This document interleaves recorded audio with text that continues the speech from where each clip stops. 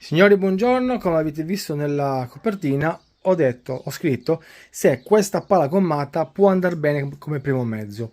Vi darò un po' di informazioni generali su quello che so io, su come la sto usando e poi vi dirò, secondo il mio parere, se può essere un primo mezzo. Partiamo dal fatto che partiamo dalla qualità.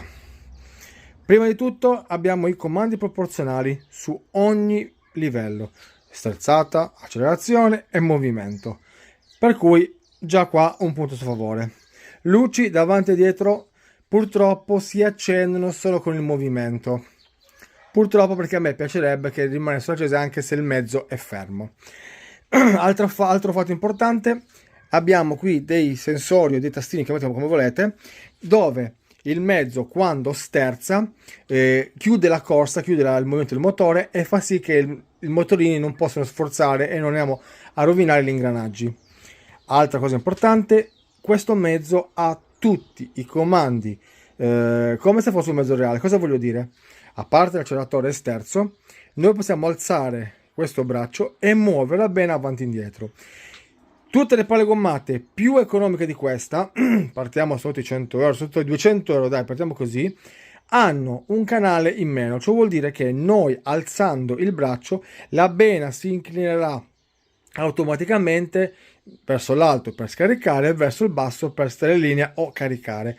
Di conseguenza io, per come voglio usare i miei mezzi, vorrei che tutti i miei mezzi avessero tutti i movimenti reali che ha in questo caso una pala gommata nella realtà. Di conseguenza tutti i movimenti. Alcuni difettini, come avete visto come muovevo, abbiamo un po' di gioco nella pala qui, nella bena.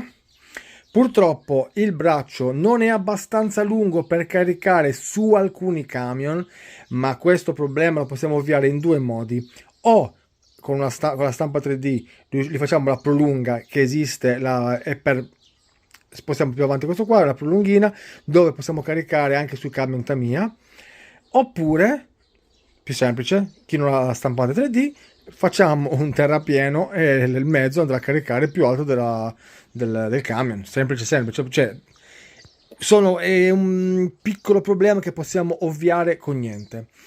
Purtroppo non abbiamo le ruote oscillanti, non le voglio fare, ma si possono fare, ma non mi interessa. Questo mezzo speravo che andava nella mia cava, come vedete nei vari video, la mia cava è molto sabbiosa e lui rispetta le mie esigenze. Si potrebbe togliere la gomma, dentro svuotare il cerchio e qui tagliare la battistrada per avere più aderenza, ma per adesso non voglio toccarlo ancora perché è perfetto così.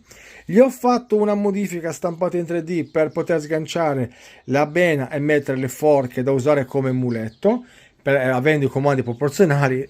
Cavolo, si può usare come muletto. E ho fatto un video dedicato dove montavo e smontavo questi vari pezzi e usavo anche la forca.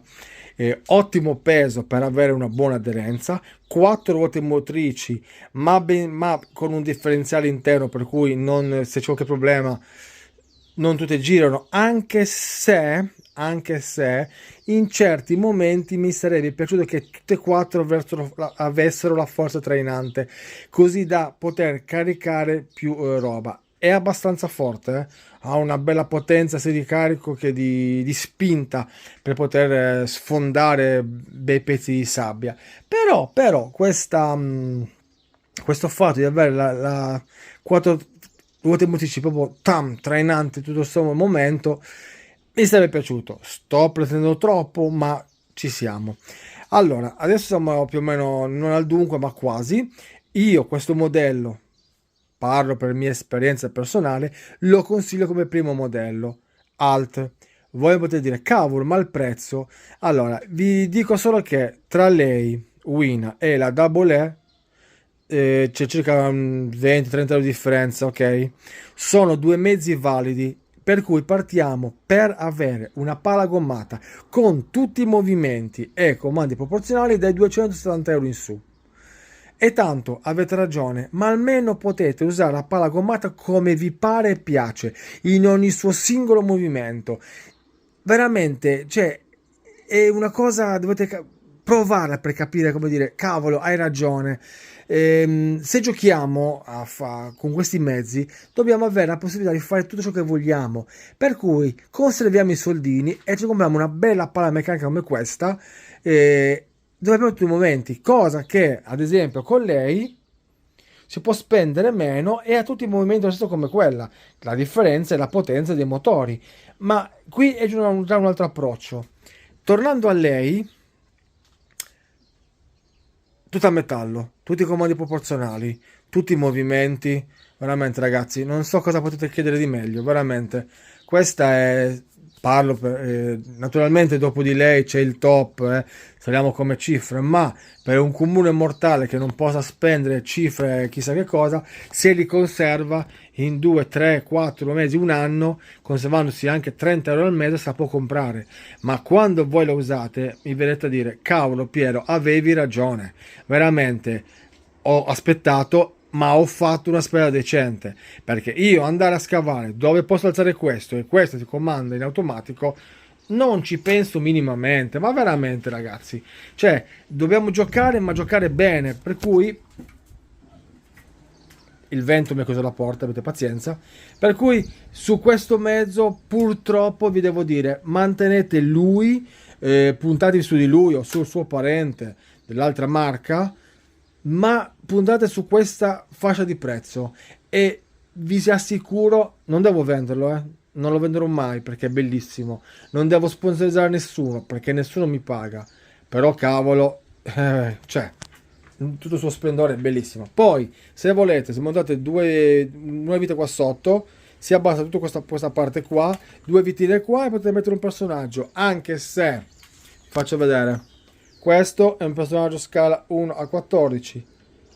Diciamo che su questo mezzo ci possono aver azzeccato, perché Luina ha il brutto vizio di non azzeccare le scale, di dire che è una scala quando veramente è leggermente più piccolo. Però lui sinceramente ci sta veramente bene, ragazzi. Fa anche il figo sopra la mia pala gommata, poi vi pagherà l'affitto per questo.